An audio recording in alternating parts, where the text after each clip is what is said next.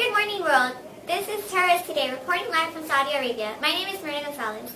Now, today we'll have a special newscast talking about terrorism. So now we go live in Pakistan with Gate Shmatuzi. Here with Lori Lee, wondering how living conditions are in Pakistan. What do you think about the daily bombings? The daily bombings are hideous. I can't go outside. There's no more food left in my house. There's nothing more to do. My children are bored. They're scared. I don't know what to do. Bombs are everywhere. They're so unexpected. Do you still send your children to school? No. Usually schools have been putting into training camps for those nasty terrorists. Why should I send my child to school? He's not learning anything. He's just scared. And they can't take care of him there like I can. How have your children been doing considering the current situation? We've just been scared. They have no food. They don't know anything. They're just...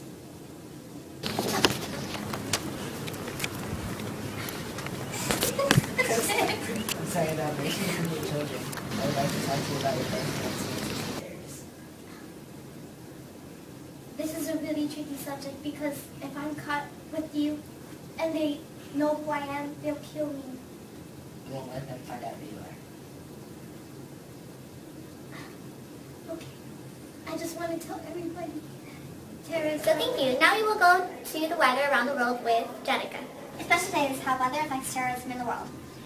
In the Middle East, temperatures will reach around 90 degrees, causing an increased likeliness in terrorist attacks. In Asia and Russia, there will be a freeze, causing a decreased likeliness in terrorist attacks.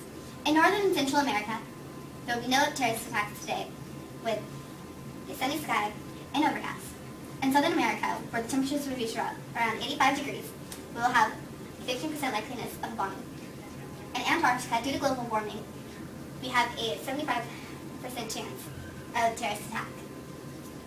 In the Pacific Islands, we'll have an increased likeliness of terrorist attacks due to the recent nuclear meltdown. And that's all for the weather today. Back to you, Myrna.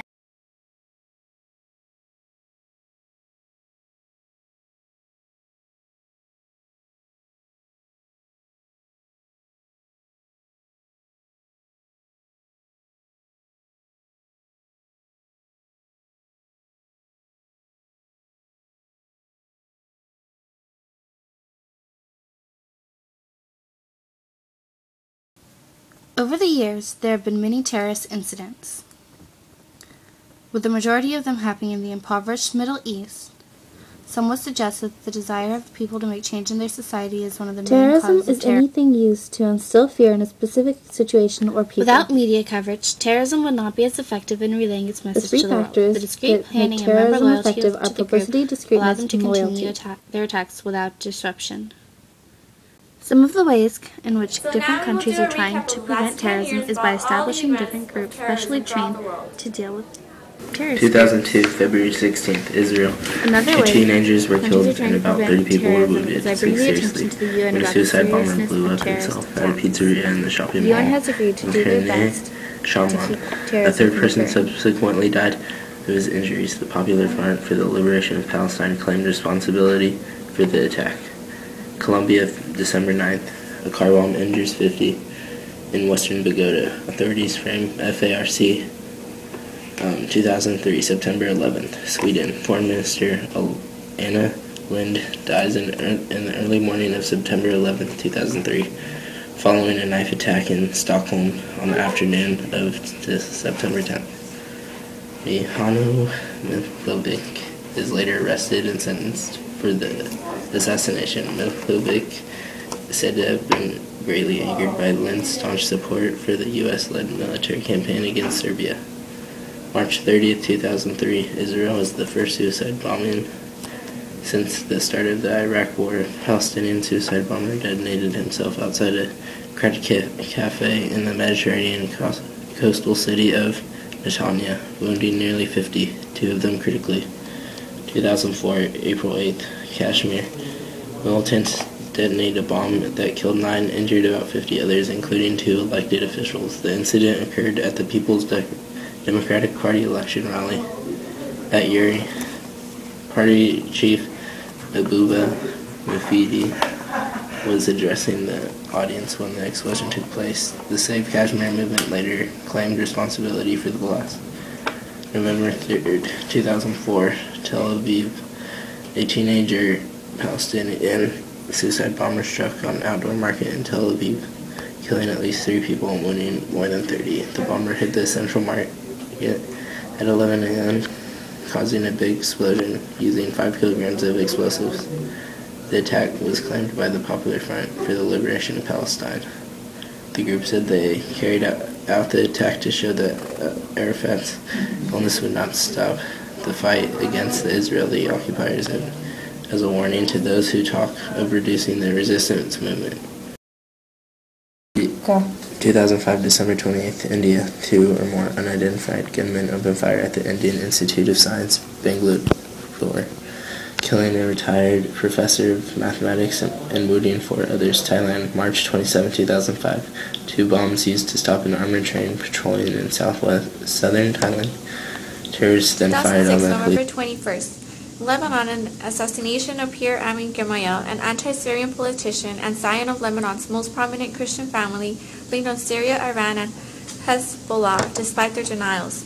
September 18, Sri Lanka, an LTTE suicide bomber ran a truck packed with explosives into a convoy of buses carrying unarmed Sri Lankan Navy personnel going home on leave, killing at least 92 Navy personnel. The government of Sri Lanka called this a terrorist attack. 2007.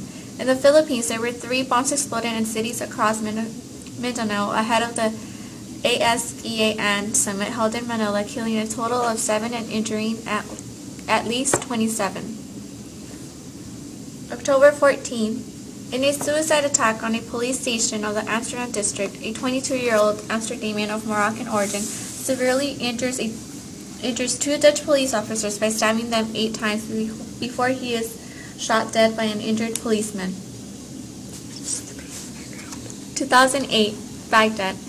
In a popular market in the Karada shopping area, a roadside bomber detonates. As a crowd gathered around the site of the blast, a few minutes later, a suicide bomber blew himself up, which killed dozens and wounded scores.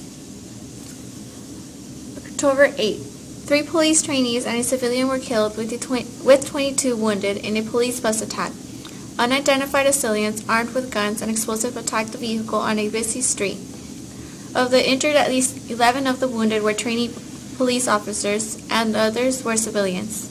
2009, January 4th. In Pakistan, police officers investigating an explosive in the northwest town of Dera Ismail Khan were attacked by a teenage suicide bomber, resulting in the death of 7 people and the injuring of another 28. 5 policemen are dead among the ones wounded. October 12th. In Iraq, 3 truck bombs hit a meeting spot in the city. 2010, January 1st. Lakhim Rawat, Pakistan. A suicide car bomber drove his explosive-laden vehicle into a volleyball pitch as people gathered to watch a match. September 3rd. Dubai, UAE. A smoke bomb may have been responsible for the downing of a UPS Boeing cargo plane in Dubai. The plane was headed to Cologne, Germany. 2011, February 4th. Lahore, Pakistan. A bomb exploded in the city of Lahore, killing 1 person and wounding 24 more people. September 13th. Kabul, Afghanistan.